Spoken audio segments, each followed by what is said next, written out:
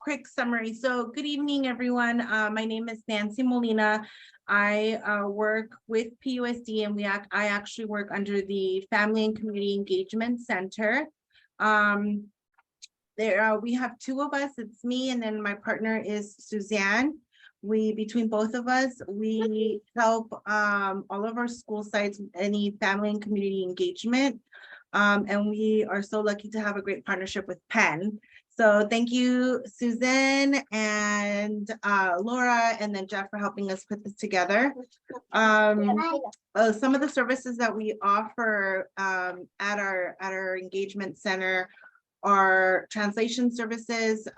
We can connect you directly with any liaison that you might need help with at school site levels. I think that's usually the disconnect that we have, but we do have community assistance available at school sites that can assist your immediate needs right at school sites. So we can connect you with them directly.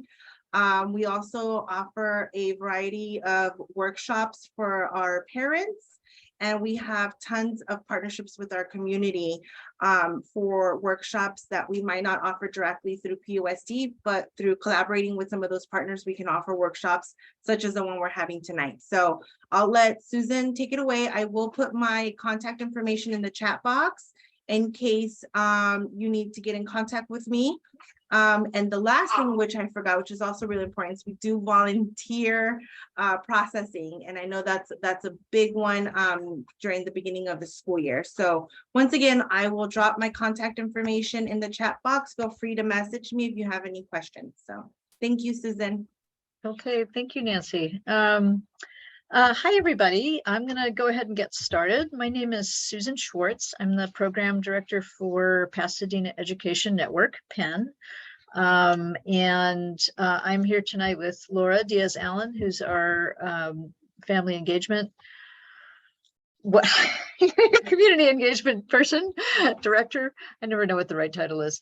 But PEN is basically is a grassroots parent organization. We're independent of the district, but we do work with the district on a lot of things. And we were started in 2006 by families with young children who wanted to learn more about the local public schools.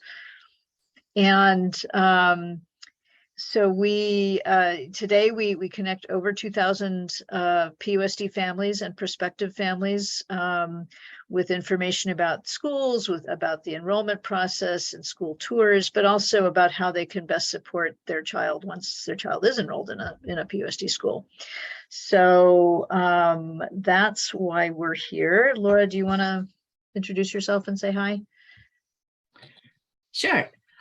So I am the director of family engagement for PEN, and I have two kids in PUSD who are now in high school. And I have been through lots of parent-teacher conferences in my years. So that's one of the things we're covering today.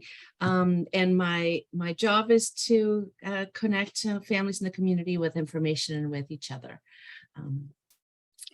So before we get started, let me just, since there are just a few of us, if you feel comfortable turning your camera on, that would be great. If not, that's okay. But let me just see, you can show of hands or just say something. How many people here are new to school, have a child who is attending school, maybe doing a parent-teacher conference for the first time this year at the elementary school level, let's say? Anybody in that category? I know we have at least one veteran parent here. Okay, so it looks like if I'm getting this right, how many people who here has a child who is beyond elementary, a child in middle school or high school? Okay, there's I have one. a middle schooler. Okay, excellent. And Michelle also, and I know Karina does. I can't hear. Okay, At elementary school. perfect. Thank you. I have no sound. Okay. All right, that's helpful. I'm going to go ahead and share my screen and we'll get started. It's sort of helpful just to know like sort of where people are starting from. And I think that even though you know, a lot of us have maybe been through this before. It's just sort of helpful to have some idea where we are, and even coming back after the pandemic, you know, it's just sort of everything is something that we can kind of learn about and do more with than we maybe did the last time around. So first of all, we're just going to start with the basics. What is a parent-teacher conference? It's a lot of things. It's a conversation between a teacher and a child's parents or caregiver, guardian.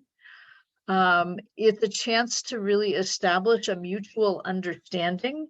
So what's expected of for your child's learning and development, and what are your child's strengths and challenges? So you have one understanding, the teacher may have a slightly different understanding, and this is a chance to come together and be on the same page. It's a chance, obviously, to ask questions about how your child is doing. And it's an opportunity for the teacher and for the family to commit to concrete steps that they're going to take to support that student, and what follow-up is needed, if any, from that point. And I do want to point out that, you know, there's a special day set aside for parent-teacher conferences in the fall.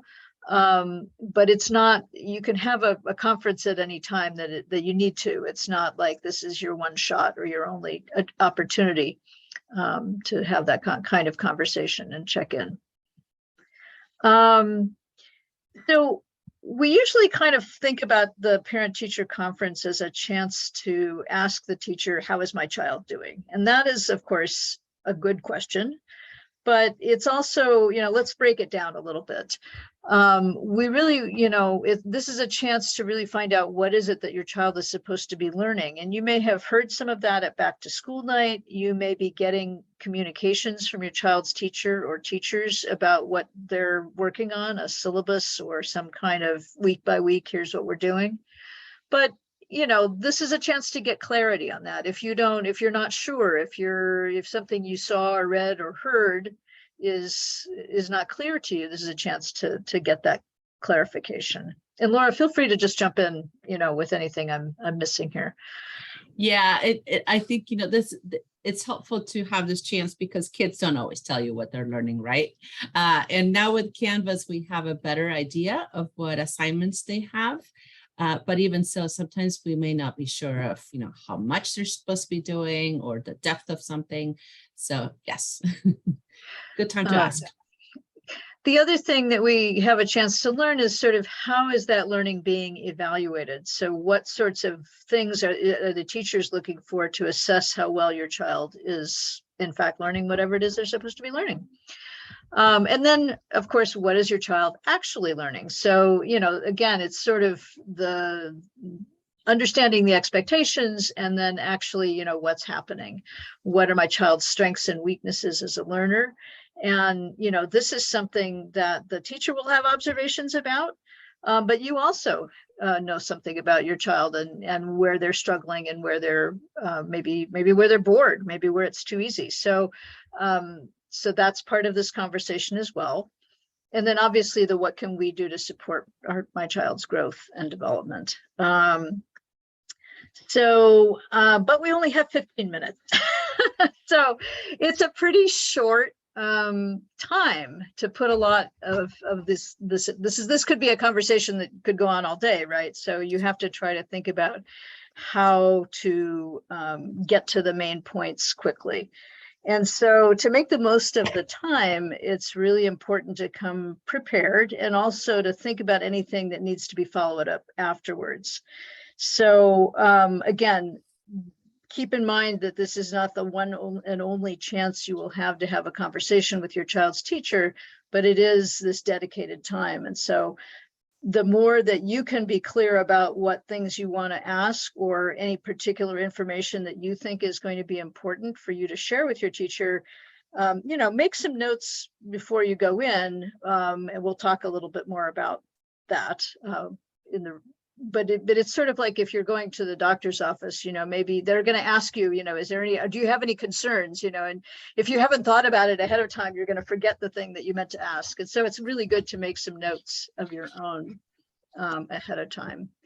And I believe that, you know, for the most part, people are having in-person conferences, but you know, tell me, you know, those of you who are attending, you know, have you heard anything different? If you're having a different situation where you're having to conference remotely, or it may be on a different day, not that Friday, the 14th, but does anybody have a different situation than that you know about in terms of when and how you'll be talking with your child's teacher? Just feel free to unmute and chime in if you do. I'll be having a remote conference just for scheduling, and so my partner can Mhm. make it as well. Okay. Okay. So a thing to think about with that is, you know, where do you want to be during the conference? You know, you need to have the access to the internet, be undisturbed. Maybe you have earphones, where your kid's going to be when that's happening. So, you know, just some extra considerations if that's the way that you're doing it. And all right, so let's talk about what sorts of things information you want to gather before the conference. And I don't know, Laura, do you want to talk on this point, because you're very familiar with these? Yeah. Again, I feel a little bit like it is like going to the doctor, right? You know, when you haven't gone in a little while, and you're just kind of taking a note of what's going on. So for me, I like to kind of take a look at Canvas, you know, and see where my child is, and see if I have any specific questions about what's going on. If you went to back to school night, those have happened already. And you got a syllabus, or you got some information, you may want to refresh your memory, so you're not asking questions that have already been answered ahead of time. So that, I don't remember what we meant by teacher communications, but I guess if the teacher has already sent emails home and notices home, right? So basically do your homework before you meet with the teacher, so that you can get the most out of those 15 minutes. Yeah. I think that's what, yeah. And then, you know, the obvious other piece of information that you have to come in with is sort of whatever you have been observing at home or on the way home Yes. from school, or, you know, does your child seem to be happy with the way things are going at school? Are they anxious about anything, bored? Do they seem to be struggling or taking longer than it seems reasonable to complete homework? So, you know, anything that stands out to you, good or bad, you know, it's really helpful, again, to just sort of make a note to remember to ask about that or bring that up. Because, yeah. I think especially because sometimes they're, you know, your child is not the same at home and at school, right? And you may be seeing different things, or they may be a model at school and then come home and, you know, let it all hang out and be overwhelmed that they can't do something. So it's important to kind of compare notes and see if you're seeing the same child, or if there are some differences in the classroom versus home. I'm going to mute myself when I'm not talking, because my dog is going. Yeah. So again, I mean, this is sort of, you know, things that you might want to think about, just to give you some ideas to get you thinking.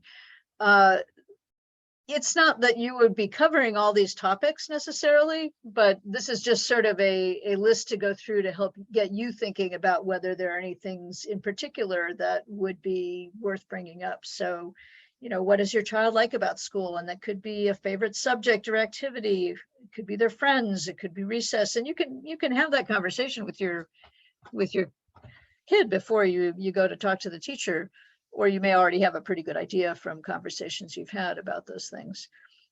Is there anything that's worrying or upsetting your child about school? And again, that could be social, it could be just, could be academic, but you know, it could be a lot of things, especially with middle schoolers. The social stuff comes up a lot.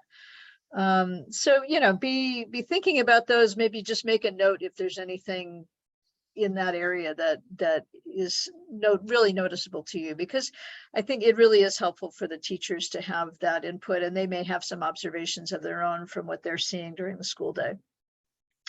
You know, homework time, where is that happening? Who helps with your child with homework? Are there any issues that your child is having, either with getting homework done, or understanding what it is they have to do, or turning it in. Again, for middle schoolers, that's a big one. A lot of times the homework gets done, but somehow it doesn't actually get submitted.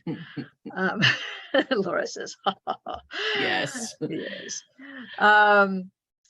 So other things about your child, you know, particularly with younger children, sometimes the teacher will be interested to know just, you know, what does your child like to do when they're not in school? What's something that you really like about your child as a person, or that you're helping your child work on? And of course, anything significant in your own home, or, you know, family health situations, anything that may be affecting the child that's coming from outside of school.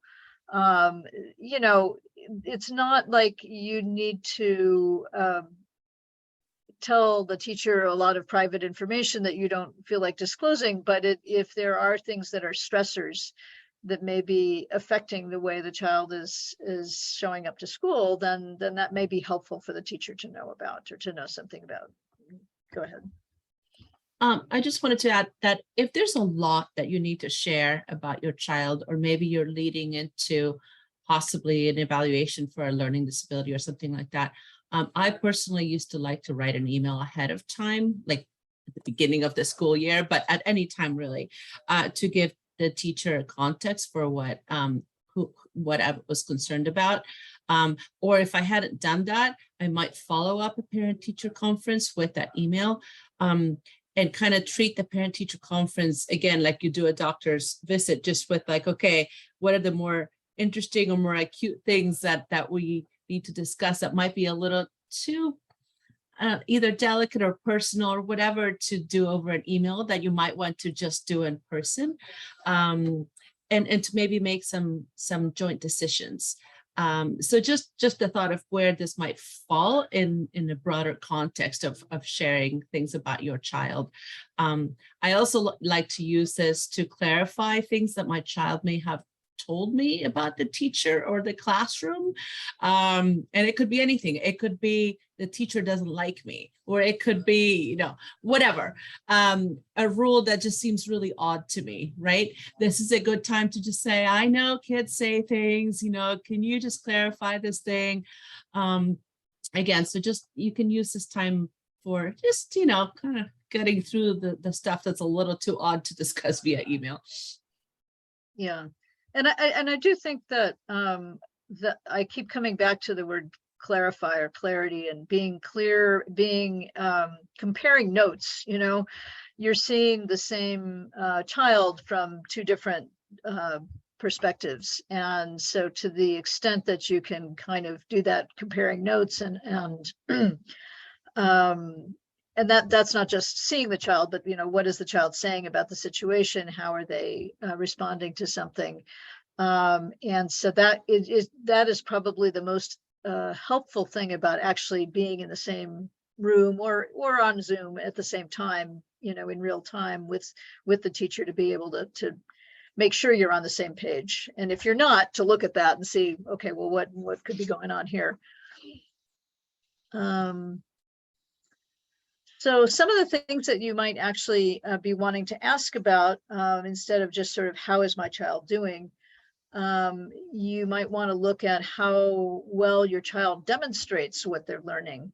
Are there any areas that are inconsistent? So an example of that would be, you know, your child is doing very good job on their homework and getting all the, you know, turning in the work, and it seems that they know what they're doing, but when it comes to a quiz or a test, they freeze up and they don't get that across.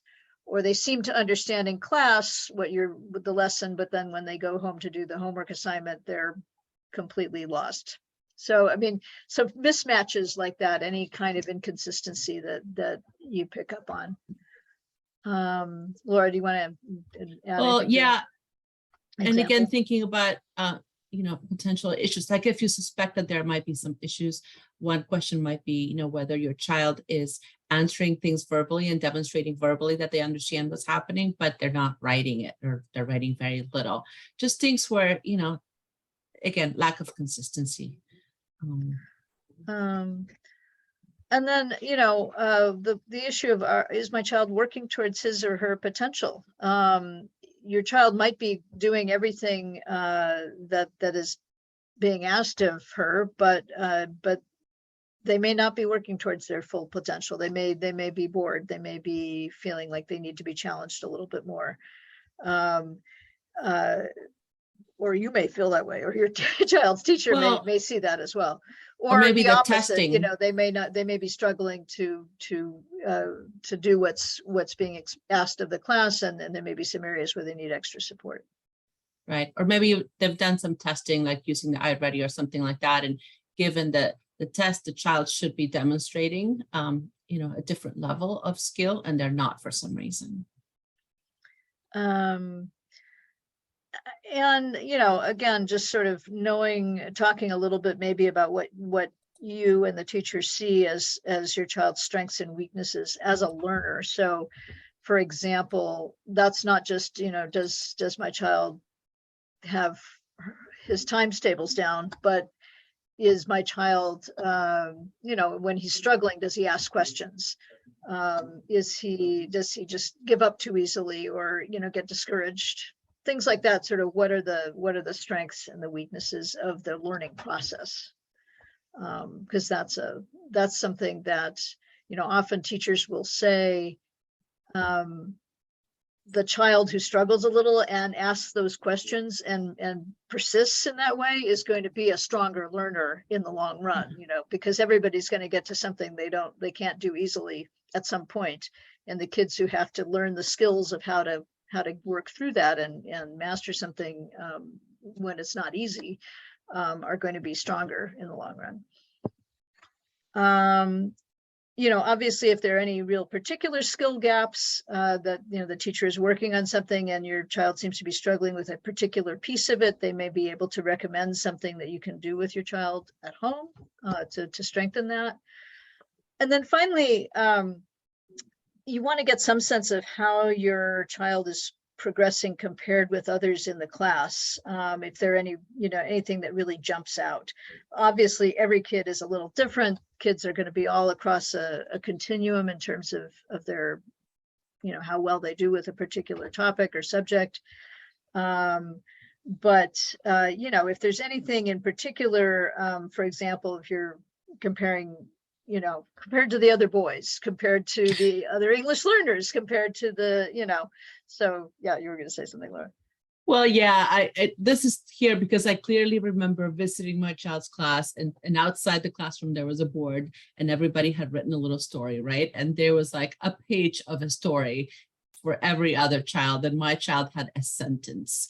And so that made me curious, and I wanted to know more about that because that could mean a number of things, right? That could mean a child that just didn't have enough to say, or has trouble with actually writing, or didn't manage their time. So there are things like that, that when you look at other kids' work and you look at your child, you might have questions. And it's not so important to compare to the other children, but it is important to figure out where your child is at and how you can support them. Yeah. All right. I'm going to keep going. Clarifying questions. There's a lot of jargon. There's a lot of acronyms in education. So if the teacher is using any terms or you're in the things that you've read or seen or heard, you're hearing things that you don't know what that is, or you're just not quite sure what they mean by that.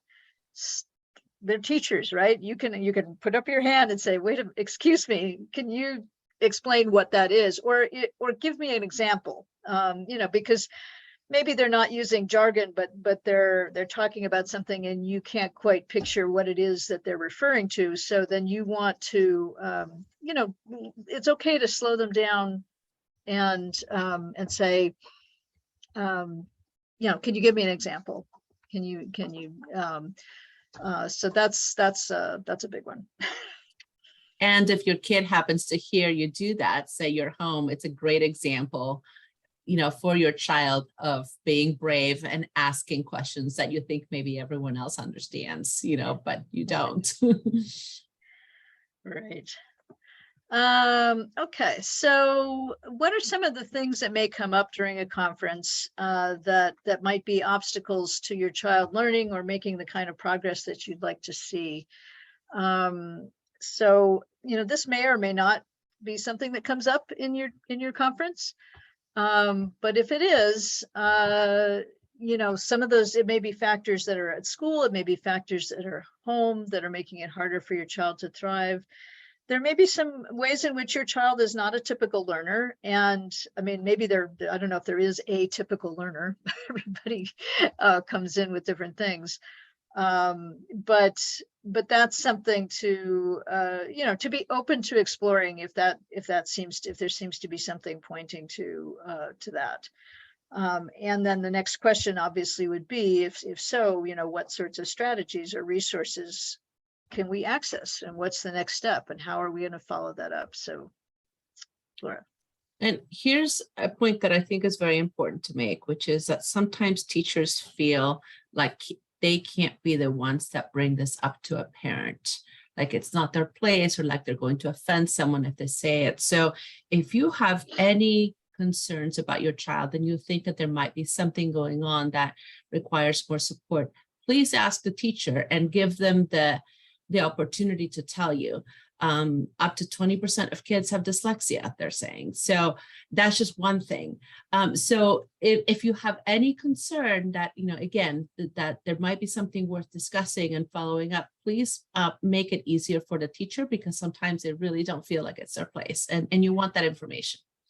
I can give a good example of that. Actually, my daughter, my older daughter is now a teacher herself for the first time, and she's teaching second grade, and one of the children in her class just seemed to be he was young for his grade level. He had a very late birth date, and he was clearly just not at the point where all the others in the class were when it came to recognizing his letters, his alphabet. And she talked to, her instructional coach and the principal, and they said, yeah, he probably should have, been held back, and, they should have started him a year later. He was too young and he's just not ready. And she said, well, but, what do we do? It's not going to get better as he gets older. And the feeling from a lot of her colleagues was, well, the parents would have to be okay with that. And we're really, like nobody wanted to bring it to the parents for some reason. And when it finally did get brought to the parents, they were all on board. They were like, yeah, let's bring him back to first grade and do it over. So I think sometimes, as Laura says, there may be some hesitance on the part of the teachers for whatever reason to think, oh, maybe the parent isn't going to like this, so I'm not going to say anything. So if you have a concern, get it out there on the table. If you have a question, just get it out there. So let's see. Okay. So even though we've had some time now to transition back to in-person learning, a lot of us, children of all ages, as well as adults, are still dealing with the emotional and mental health issues that have arisen out of or were exacerbated by the pandemic. And so, we need to just sort of acknowledge that and extend grace to each other, to teachers, to our kids. But also, we need to name what's happening and seek support. So it's not just about the academics. If there's other issues where there's a problem, and there are, I've sadly, my own kids who are mostly grown and young, families I know with younger kids, a lot of people are dealing with, higher than usual levels of anxiety and other things that are making it hard for kids to show up with their whole self and be able to learn and take stuff in. So if there are any concerns like that, if the teacher mentions something or asks something, or if you're aware of something, again, it's much better to raise the question and to seek the support, because there are sources of support. Yeah, and you almost have to ask pretty specifically, do you know who I can talk to about this? Or do you know where I can get a therapist, or what? Because if you if saying something about a learning disability might be uncomfortable for a teacher, definitely recommending a therapist is uncomfortable for teachers. So, and they may actually not know. So it's a good thing to do to start a conversation about it. You know, I feel like my child needs X, Y, and Z, or I haven't been able to find what they need. What do you suggest? Does the school have someone? And if the teacher doesn't know, then ask who can I talk to about getting this kind of support. And then if it were me, I would say you find out who you can talk to, and then you get what you need. Circle back to the teacher and say, this is what I found out, so that other parents may then get that information from the teacher in the future. We're seeing a lot of people needing extra support with their kids and with their families. So we want to put it out there and normalize it. All right, so the takeaways here. So we want to come away from a conference with maybe an idea of one thing my child could do to get stronger or better at something.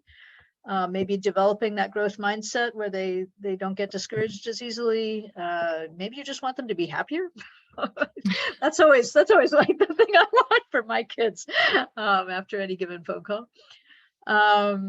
And then what will you, the teacher and the school do, or what are you already doing to help? And what is something I can do as a parent? Any additional resources that you can recommend? So that's sort of what you want to be, you know, that's your bottom line. That's what you want to walk away with. And then, you know, again, just as you took notes before, when you leave, write some notes, make sure you know what are the next steps. When are we going to follow up or check in if there's something specific that needs following up?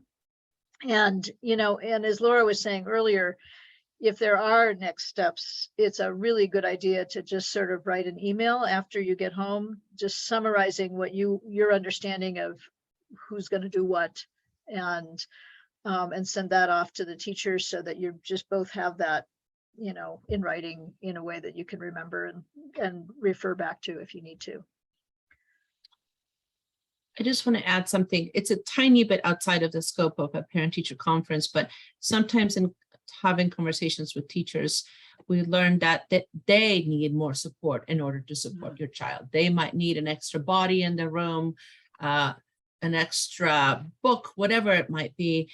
And so if that's what surfaces during your parent-teacher conference, then you can figure out what to do with that information, right? If they need volunteers, then who do you go to about that? If it's something that requires extra funding, you know, when is that school site council meeting? And you can go talk to the principal and other people about it. So just to put out there that teachers do their best and they want to support each child, but sometimes they themselves need a little more support in order to do it. And as parents, we can be there for them in some way. For sure. Let's see. So I think that's it for me. Yeah. There might be some Um, questions. Yes, I'm like trying to stop sharing. That's what I wanted to do. Okay. Oh, we have a lot of people who were here before. That's so nice. So questions. I am going to put I mean, we have plenty of time. So if you want to put a hand up, unmute yourself. If you'd rather put something in the chat, that's fine too. Okay. So San Rafael is doing either online or hybrid.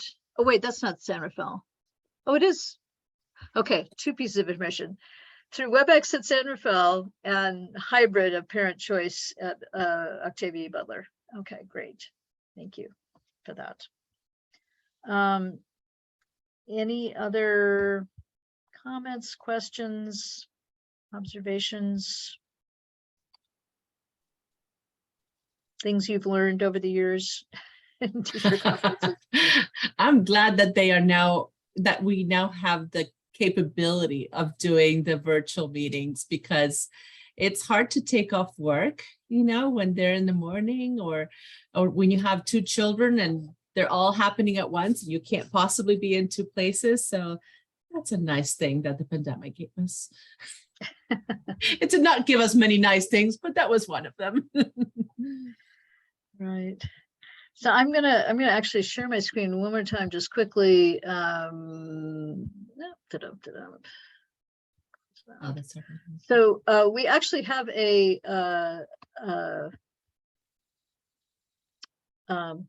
survey which you can take. There's a QR code, or you can click the link in there, and we'll put that in the chat as well. Oops, I did not mean to do that. I'll stop sharing. So I'm going to just drop that link in the chat.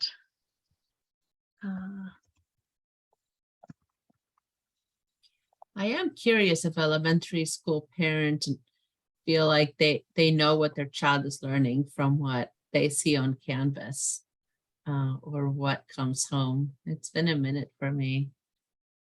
Any elementary parents here? It's gotta be one.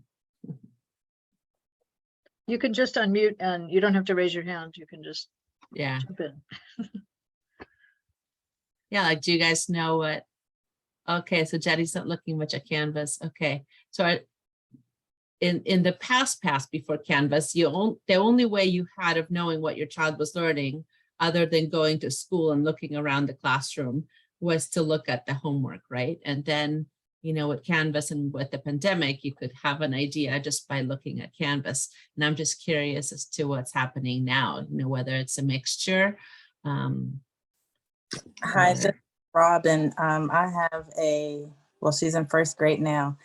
And I will say last year, I really had no clue, not even from the homework. Okay, thank you. Canvas, I didn't do Canvas. I was always on Aries. So as I keep talking, Canvas might be the answer, but she was exposed. So she was quarantined. And so she had to bring her Chromebook home so she could do the work. So, and looking at that and seeing her daily work, I think that might be on Canvas. I'm not 100% sure still, but that's when our light bulbs came on, like all through the house. It was just like amazing. And I'm like, oh, so it just really clicked. So I don't know if that's Canvas and I have access to that, but that opened up a whole world. And then I got excited. I'm like, okay, you are learning something. Because if I first you would just like Typically, you are actually learning something, and learning a lot. So oh, that's good to hear. yeah. So then I saw her Chromebook, because at that age they made them keep them at school, and Right. they'd never brought them home. Okay. And even in first grade they do the same thing. So I don't get to see that, but I'm not sure if they work through Canvas. I think they do. But I don't know if I have access to that. I know I've asked my older daughter a few times to give me access as a parent to Canvas. So that Yeah. definitely. Nancy, do you want to say a little bit about the Canvas and how? Yeah, if you don't mind. So Go ahead. actually, Robin, so I think for some elementary in general, I think some teachers use Canvas a little bit more than others.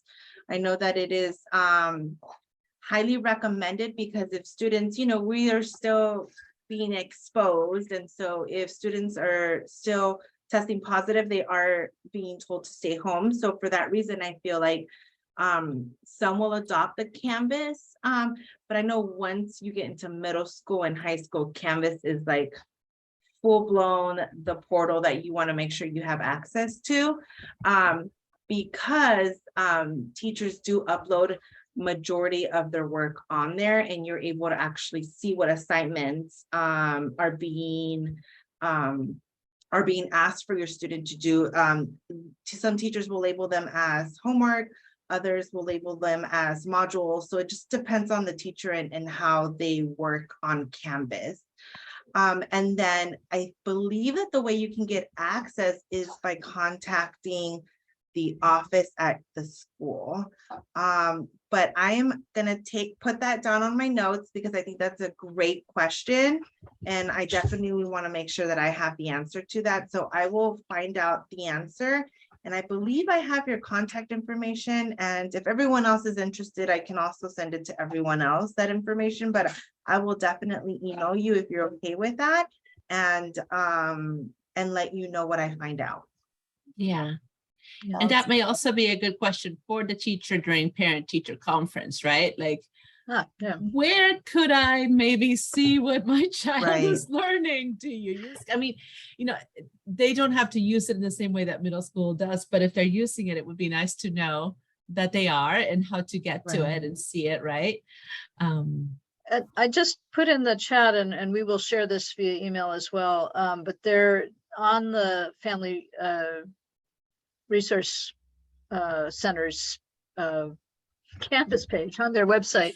there there are some, sort of how-to and introductory videos about both Parent Portal and Canvas. And I guess you guys also sometimes do some workshops on that as well.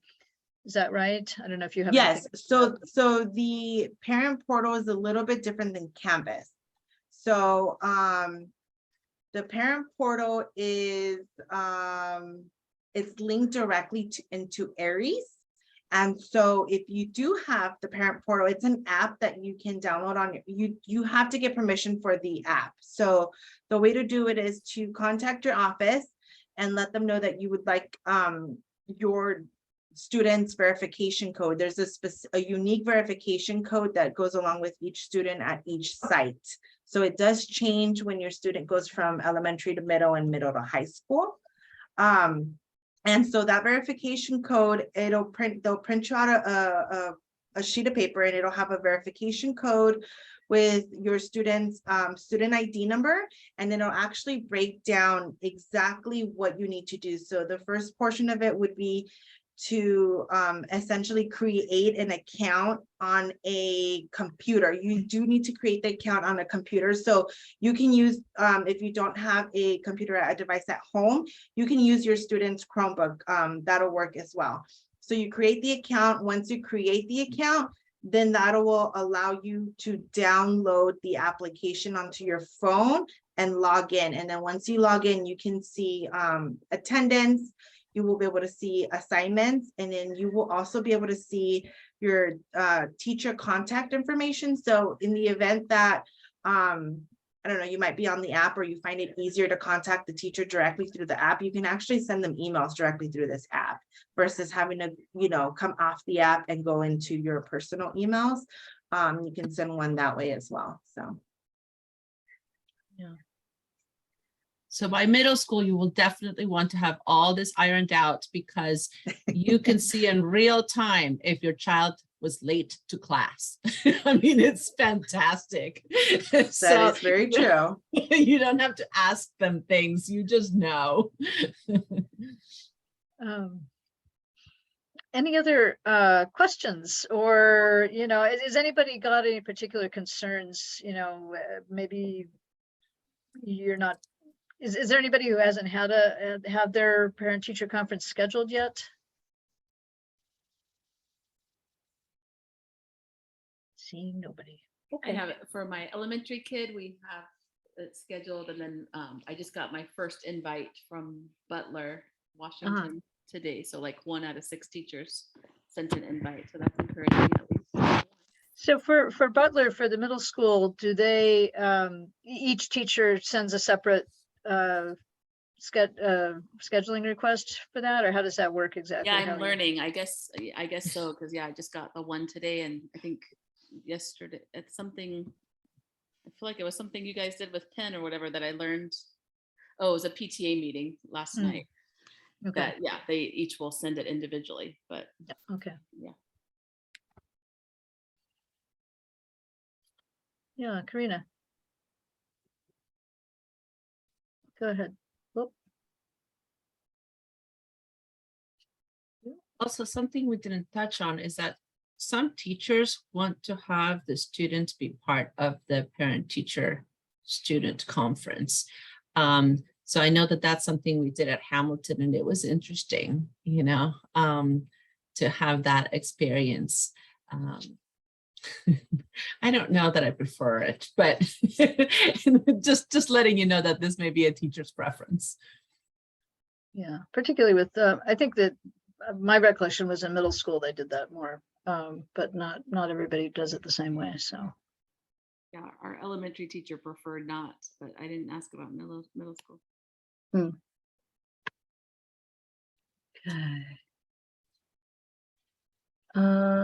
Any other, just scrolling back through the chat here, I don't see any other questions. My thing with my elementary is friendship. You know, there's some weird dynamics. So I had told the teacher at the back to school night, I said, I don't want to spend our whole conference talking about that. But yeah, so she had a couple of suggestions, but it's just interesting because, you know, as a parent, often we care about these more intangible, sometimes the intangibles, right? So Yes, it's absolutely. yeah, it's like not wanting, I guess I could ask you guys, like, yeah, I said, and I apologize, I have another meeting I need to get to in about 5 minutes, but yeah, just not wanting to take the whole time for the intangibles or care, because I really do care. Character is really super important to me, right? But Yeah. then you know, we have such a short time, so I don't know, tips on that. I mean, you know, I think that those things affect other things is what I will say about that. So, you know, if that's what's kind of uppermost in your mind, you should definitely, you know, let the teacher know. And as Laura said, you know, sending an email, I mean, it sounds like you mentioned something at back to school night, but that's a hectic time and the teacher may or may not remember. But so sending an email, you know, ahead of time to say, you know, anything that you think is important to cover, we'll cover, but I do want to ask about this. You know, this is a thing that's been concerning me from what I'm seeing at my end. And, you know, that's a good way to help them be prepared to respond concisely rather than catching them off guard with something that they hadn't thought about going in. Yeah. That's a good point. And, you know, and sometimes sometimes nobody's scheduled after you. And so if you could ask the teacher, you know, like when people used to sign up, if no one's scheduled after you, you can ask if you can go a few extra minutes. It's just really good to remember that you only have, you know, 10 to 15 minutes, because otherwise their day just goes on forever and someone gets a tiny little parent-teacher conference at the end. But sometimes there's time for a little extra. Right. Thank you guys. And Okay. I will say that in middle school, one last thing, sorry, Susan, in No, middle go ahead. school, I'm gonna piggy off of what Laura just said. In middle school, I know that sometimes some teachers will also do parent-teacher conferences on other days. It wouldn't necessarily need to be that That's day. true. So, you know, if you feel like, you know, another day might work best for you and you might have that extra time and the teacher has that extra time, feel free to ask. I mean, we lose nothing in asking if they're available on a different date and different time. And sometimes you'll get more than those 10 to 15 minutes. So. And I'll say for middle and high school doesn't do parent-teacher conferences, but if you have a concern, a pretty significant concern about your child, you can always call a meeting of all the teachers in one place. So I did that for one of my high school kids, and we did a virtual meeting and everybody showed up and I said, this is what's going on. What are you seeing? Just because it was just much more efficient that way than having to meet with each one teacher. So you can certainly do that for middle and high school if it feels like that's what you need to do for your child. Absolutely. So I'm going to just drop our evaluation survey link in the chat again. It's a very short survey. If you can take a minute now or later this evening or tomorrow to respond to it, we really appreciate the feedback. It helps us better programs. So just do it now. It'll be quick. I always forget when I say I'll do it later. I don't do it later. Right. And we will send a follow-up email out to you all with the link to the recording and slides and any other, you know, relevant links and information that we can include. We'll do a follow-up there. So if we don't have your email, if you got this, if you signed up on our website for this program and got the Google invite and all that good stuff, then you don't have to give us your email. But if you didn't, if you just sort of showed up at the last minute and found the link, it would be great if you could drop your email in the chat for us, and that way we'll be sure to send you the follow-up information. But I think everybody here did sign up, so not a problem. All right. Susan, I just wanted to add that if anybody does have a specific concern related to a learning disability or possibly needing to do an SST or an IEP or a 504, any of those things, please feel free to email me. Penn runs a Facebook group for parents who have children who are atypical learners. And there's a lot of good information there from other parents too. So my email is right there. Thank you. If we don't know it, somebody will know it. That's right. We don't know everything, but we can almost always find someone who knows the thing. Yes. If anybody knows it, which is not always the case. But all right. Well, thank you very much, all of you, for giving us your time. Thank you, Jeff, for hosting us. Thank you, Nancy, for hosting us. And thank you, Thank you. Gabriella, for being here to interpret. And good luck with your conferences.